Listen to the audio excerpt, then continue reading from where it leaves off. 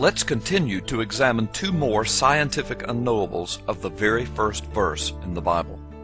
In the beginning, God created the heavens and the earth. In the very first verse of the Bible, we find a remarkable piece of evidence of supernatural authorship. In the beginning, time, God created the heavens, space, and the earth, matter.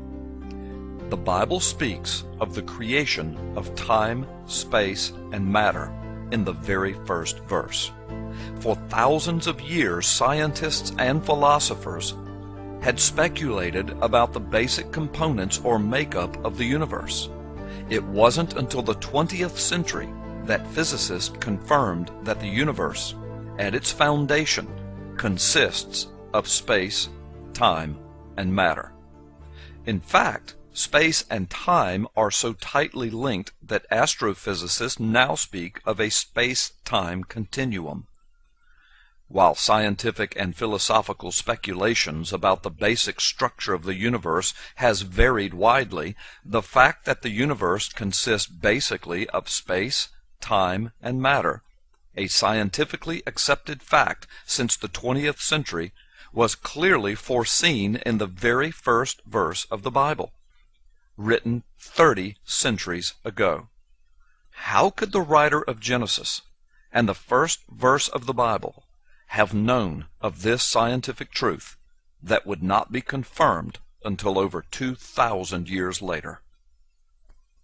But also, in the very first verse of the Bible, we find yet another astounding piece of evidence of supernatural or divine authorship. First, consider this. It is an undeniable fact that the number 7 is a biblical number of completion or perfection, or specifically divine authorship. Over 500 times in the Bible, the number 7 is used to show the touch of God or divinity upon something. This begins with the 7 first days of creation, and the 7th being declared by God as holy. When we look at the natural world around us, we discover that there are amazing arrays of 7s. There are 7 continents on the globe. Modern geographical classification schemes count 7 oceans in the world. There are 7 colors in a rainbow. There are 7 notes on a musical scale. There are 7 stars in the Big Dipper, and this heavenly sign has been used to point to the North Star or the guiding star since the most ancient of times. 7 objects in our solar system are visible to the naked eye. 7 digits in a row has been proven over and over to be the average limit of memory for most human beings. Thus, we have only 7 digits in our phone numbers.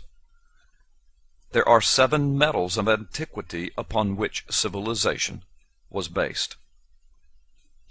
The periodic table of elements consists of 7 distinct levels. And on the 7s in the world around us go, each representing God's divine touch of completeness upon something. Now, with this in mind, consider again the very first words of the Bible, the very first verse, one sentence, translated in English as, "In the beginning, God created the heavens and the earth." It contains exactly 10 words. But in the original Hebrew, there are exactly 7 words. And these 7 words possess 7 distinctive features of the number 7 contained within that sentence. As far as anyone has been able to determine thus far, only this one verse in all the Bible contains 7 features of the number 7 out of 7 words. Consider these 7 features. Feature number 1. The number of Hebrew words in this verse is exactly 7. Feature 2. The total number of Hebrew letters in the 7 words is exactly 28, or 4 times 7. Feature 3. The 3 leading words in this verse of 7 words are, of course, God, the subject, and heavens and earth, the objects. The number of letters in the Hebrew words that make up these three words is exactly 14, or 2 times 7. The number of letters in the remaining words of the verse is also 14, or 2 times 7. Feature number 4. The expression of the two objects of this sentence, the heavens and the earth, in Hebrew, is made up of 14 letters, or 2 times 7. Feature number 5. The shortest word is in the middle. The number of letters in this word and the word to its left is 7. The number of letters in the middle word and the word to its right is also 7. Feature number 6. There are three important nouns in this first verse: God, heaven, and earth. The numeric gematria values of these three nouns are 86, 395, and 296, respectively. Gematria is the 3,000-year-old Hebrew rabbinical practice of assigning numerical values to each of the Hebrew letters. When these three numerical values are added together, the total value is 777, or 777, or 111, 111 times 7. In God's manner of biblical expression, this triple intensification of His perfect number 7 is the strongest possible manner of speaking the touch of His divinity. And feature number 7. The numeric value of the only Hebrew verb in this verse, created, or bara, is 203, which is exactly 29 times 7. These sevens, these numeric features or facts, are strangely hidden beneath the surface.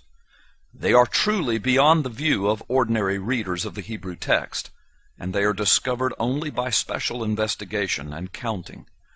Surely they could not have been foreseen or purposely placed there by the original author. According to the law of chances, for any one feature of a 7-word sentence to be a multiple of 7 accidentally is only 1 chance in 7.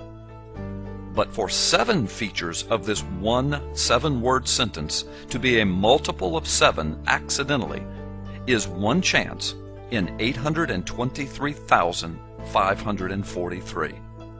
An exponentially amazing impossibility, especially considering that the number 7 is used purposely by the biblical writers over 500 times from Genesis to Revelation to indicate the divine touch of God. It is as though God is telling those who have eyes to see in the very first verse that His divine touch is upon this word we call the Bible. This startling revelation of 7s has only been discovered in the last few years of human history.